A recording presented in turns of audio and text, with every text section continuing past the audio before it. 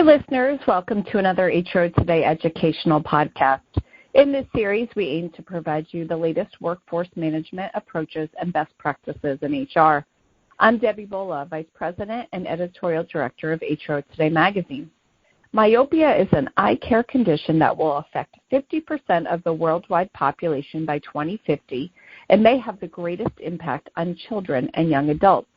But by working with a vision benefits provider, HR leaders will be able to proactively communicate vision care best practices to employees and have the proper tools to make care affordable and easy to access.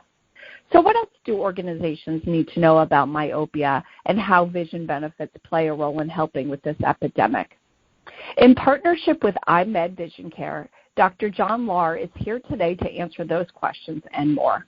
Dr. Lahr is a senior executive with 48 years of experience in eye care delivery and vision care, 21 of which have been with EyeMed.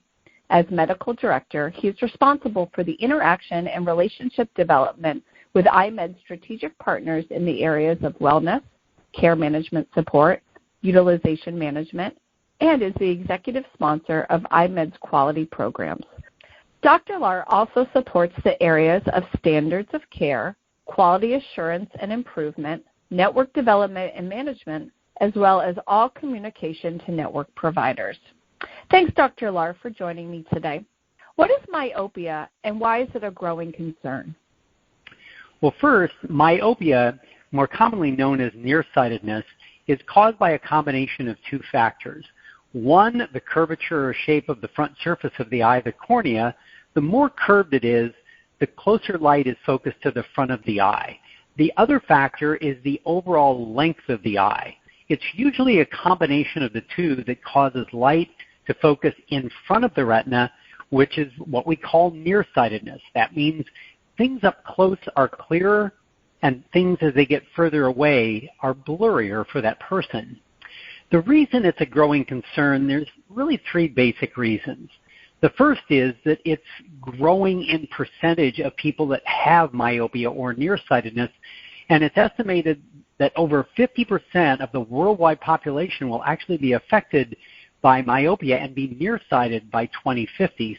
Second is that most recent upswing is driven by really what we've been doing over the last 3 or 4 years, and that's being work from home, looking at things up close, if you will, and this is really a bigger problem for children as they're developing.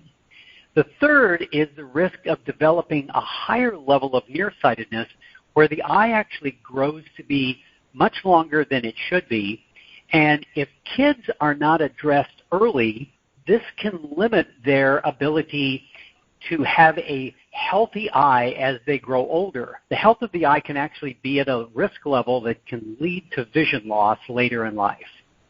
So what role can organizations play in helping employees with this epidemic? Well, first, organizations can provide a high-quality vision benefit that covers and promotes the actual usage of the benefit, which means getting a comprehensive annual eye exam.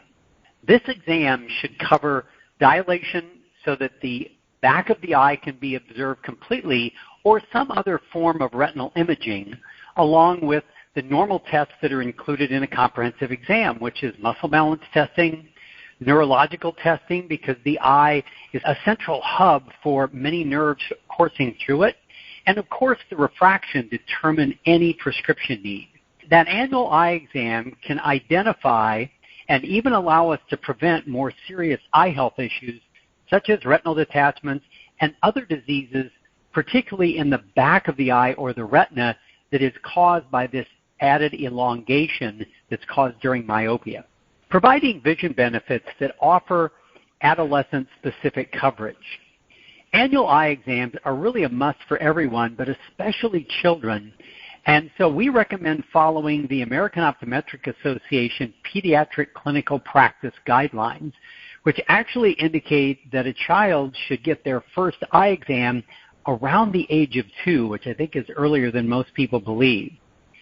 The exam to determine children that would have early nearsightedness and then really provide the education to the parents that this isn't their form of nearsightedness or myopia that they were used to, But now we have actual treatments and material coverage for kids that can actually slow this elongation or the growth of their eye.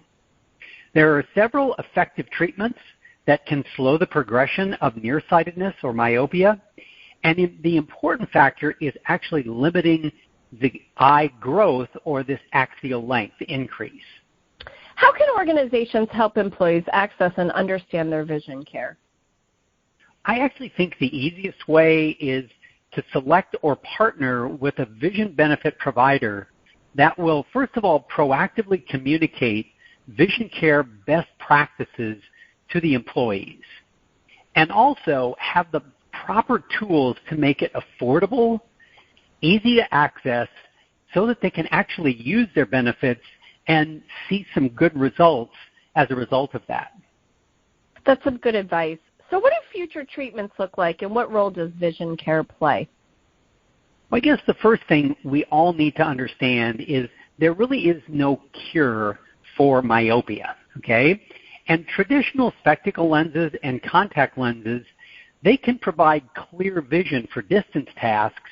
However, they really don't do anything to slow the progression of myopia and this potentially damaging eye growth. Annual eye exams can really provide the opportunity to observe the entire eye and detect any early eye damage. But what's really exciting is some of the upcoming treatments that have proven to actually slow the progression of myopia prescription and this elongation or axial length growth of the eye. These treatments need to be used early, however. Beginning as early as around age 4 is when we start to see some kids going into myopia, and this can extend up and through their teenage years. The younger population is the most at risk. Vision benefits provide access to these annual eye exams and make needed treatment more affordable and accessible. Proactive care sounds very important in this case. Thanks for the recommendations, Dr. Lahr. Until next time, listeners, I'm Debbie Bola.